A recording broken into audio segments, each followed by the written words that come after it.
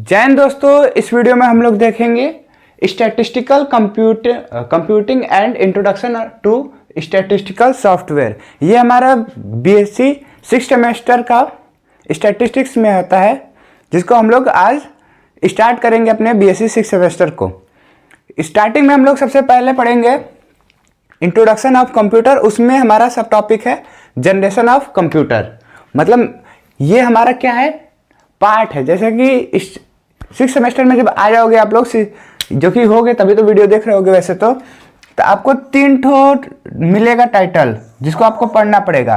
जिसमें से पहला है जो statistical computing and introduction to statistical software.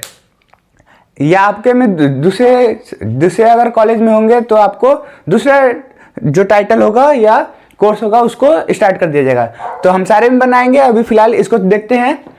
अभी इंट्रोडक्शन ऑफ कंप्यूटर के अंदर जनरेशन ऑफ कंप्यूटर को देखते हैं, लाइन बाय लाइन जानेंगे और फिर बिना देरी के चलिए शुरू करते हैं। It is referred to the classification of computer based on the major technology development in the hardware and software.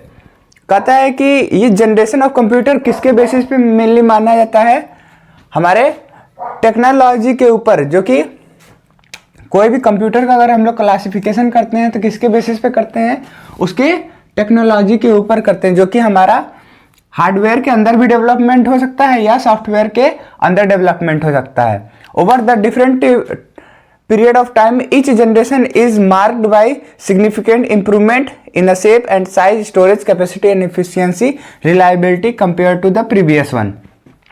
कहता है कि जैसे जैसे टाइम बीतता गया, नए हर एक नया जनरेशन आता रहा और वो इम्प्रूवमेंट करते हुए अपना शेप साइज को डिफरेंट बनाता गया। जैसे कि पिछले समय देखा जाए तो वो बहुत ज़्यादा बड़ा था, अभी फिलहाल में बहुत ज़्यादा छोटा हो गया है पिछले के कंपेयर में। जब हम लोग का पहला कंप्यूटर इन्वेंट हुआ था तो वो जो पूरे एक रूम के बराबर या उससे भी कह लो कि बड़ा ही कंप्यूटर था। लेकिन अभी के समय पे आप देख सकते हो कि उसको अपने जो स्मार्टफोन होता है वो भी एक तरह का कंप्यूटर है, वो उसको हाथ में लेके चल सकते हो। लैपटॉप जो है वो भी कंप्यूटर के अंदर ही आता है, उसको भी अपने हाथ में पकड़ सकते हो। Over a period of time ये चेंज होता गया, शेप एंड साइज, स्टोरेज में भी चेंज आया, उसकी कैपेसिटी इफिशियंसी में भी चेंज आया, साथ साथ उसके रिलायबिलिटी में, मतलब कितना जल्दी प्रोसेस करके वो जल्दी से आंसर दे रहा है, कितना कम टाइम लग रहा है कंज्यूम, ये वाले प्रीवियस वन से ज़्यादा अच्छे से है।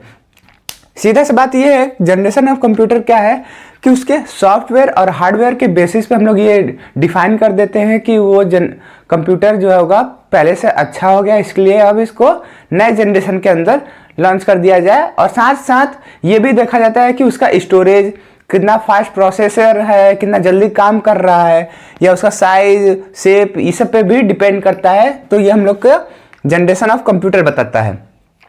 जनरेशन ऑफ कंप्यूटर फिलहाल अभी यहाँ तक इस समय तक 5 है, जो कि है बहुत आसान है लर्न करना ये, लेकिन वो पूछता नहीं इसीलिए तो आसान है। First generation of computer, second generation of computer, third generation of computer, फिर fourth generation of computer, fifth generation of computer. हाँ, इनका टाइम ये याद करना पड़ेगा कि किस सन में किस ईयर में हुआ था, मतलब किस ईयर से लेकर किस ईयर तक ये फर्स्ट जनरेशन ऑफ कंप्यूटर चला था। तो सबसे पहले हम लोग का जो कंप्यूटर था वो लॉन्च हुआ था, या कह लीजिए कि बना था, वो 1940 में बना था और वो चलते चलते 1956 तक चला था। वहीं सेकेंड वाला 56 से 63 तक, और थर्ड वाला 64 से 71 तक, और फोर्थ वाला 71 से लेकर प्रेजेंट टाइम तक। लेकिन जो फिफ्थ जनरेशन वाला है, जैसे कि अभी AI मॉडल चल रहा है, चैट GPT चल रहा है, जिमनी चल रहा है, ये हमारा क्या है, प्रेजेंट से लेकर अभी आगे फ्यूचर तक यही चलने वाला है। क्योंकि अभी फ्यूचर तक हम लोग डिफाइन नहीं कर पाए कि कितने टाइम ऑफ पीरियड के बाद नया कुछ चीज़ आ सकता है, तो इसलिए हम लोग बस यहाँ पे फ्यूचर लिखे हैं। हालांकि जब हम लोग का कुछ नया चीज़ इन्वेंट हो जाएगा तो उसको नए जनरेशन में या हम लोग 6 जनरेशन में भी बोल सकते हैं, तब हम लोग को यहाँ पर टाइम पीरियड एग्जैक्ट मालूम चल जाएगा। और ये जो टाइम पीरियड होता है ये असलियत में एग्जैक्ट सन नहीं होता है, ये लगभग ये सारे जो टाइम पीरियड है वो नियरली हैं। क्या है, नियरली है कि हाँ लगभग इस साल में फर्स्ट जनरेशन हुआ होगा, सेकंड जनरेशन हुआ होगा, ये लगभग ईयर माना जाता है। अगर आपको एमसीक्यू में क्वेश्चन आता है तो एग्जैक्ट इसको लर्न करके जाओ, ये बात बिल्कुल सही है, इसको लर्न करके जाओगे क्योंकि यही आंसर है। लेकिन अगर एमसीक्यू में आ जाता है कि एक साल पीछे आगे पीछे रहता है, तब पर भी जो सबसे पास वाला आंसर होगा उसी को टिक करना। अगर ये मान चलो कि फर्स्ट जनरेशन ऑफ कंप्यूटर पूछता है किस ईयर में लॉन्च हुआ था और किस ईयर तक माना जाता है, टाइम ऑफ पीरियड बताइए, तो उसमें ये वाला ऑप्शन ही नहीं दिया है कि 40 से लेकर 56 तक, ये ऑप्शन ही नहीं दिया है। हालांकि वहां पे दे दिया होगा, मान चलिए कि 41 से लेकर 55 तक, 57 तक दे दिया है, तो सबसे पास तो यही है, तो इसी को आंसर लगा देंगे। ठीक है, वैसे इस सब के लिए अभी आगे हम लोग क्या क्या पढ़ेंगे, जैसे कि एक जनरेशन ऑफ कंप्यूटर के लिए हम क्या क्या पढ़ेंगे, उसके बारे में थोड़ा सा नोट्स जान लेंगे, 3-4 लाइन का नोट्स है उसके बारे में जानेंगे, उसके मेन कैरेक्टर क्या है और उनके एग्जाम्पल देखेंगे,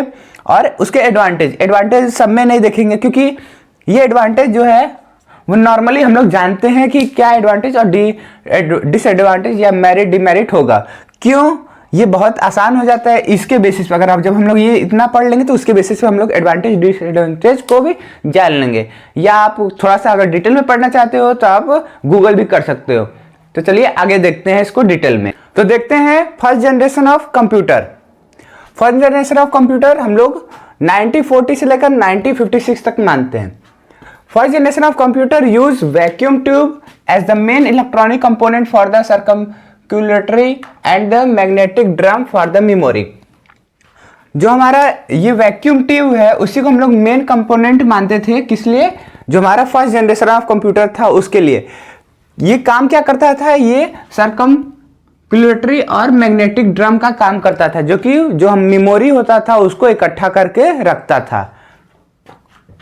मेन कैरेक्टरिस्टिक्स क्या है इसके, use in the vacuum tube, मतलब उसमें वैक्यूम ट्यूब का यूज हुआ है, बहुत ज्यादा लार्ज साइज था इसका, और ये इलेक्ट्रिसिटी बहुत ज्यादा ह्यूज अमाउंट में इलेक्ट्रिसिटी कंज्यूम करता था।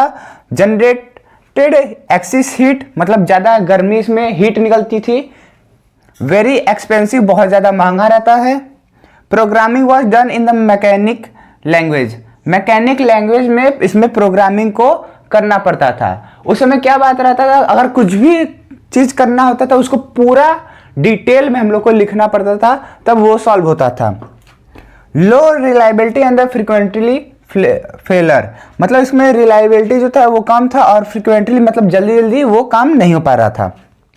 एग्जाम्पल के तौर पे है ENIAC, जो कि एक तरह का इसी कंप्यूटर का ही टाइप में अंदर समझ लेंगे कि फर्स्ट जनरेशन के कंप्यूटर में ही आएगा ENIAC। उसमें क्या था कि use about 1800 vacuum tube. Vacuum tube क्या होता है कि अगर आप लोग देखे होंगे कि जो रोड पर पोल लगा रहता है, अभी तो फिलहाल डिजिटल हो गया है, मतलब उसमें LED लाइट लग रहा है, लेकिन पहले के समय क्या था, ट्यूब लगता था जिसमें हम लोग को उसमें गैस भरा रहता था और वो चलता था। जहां थोड़ा सा भी उसमें होल हो जाता था वो ट्यूब खराब हो जाती थी। ठीक, वही वाला ट्यूब कितने बड़े होते थे, इस शेप में, सिलेंडर शेप में ऐसा दिखता था। यह है ट्यूब, वैक्यूम वाला ट्यूब। लगभग इतने बड़े एक ट्यूब थे, इतने मोटे और इतने बड़े, लगभग एक हाथ, आधे हाथ तक। तो सोचिए एक ट्यूब जब इतना बड़ा है और वैसे 1800 ट्यूब उस फर्स्ट जनरेशन ऑफ कंप्यूटर में लगते थे। EDVAC और ENIVAC1 ONE1, ये तीनों जो है वो एग्जाम्पल है फर्स्ट जनरेशन के।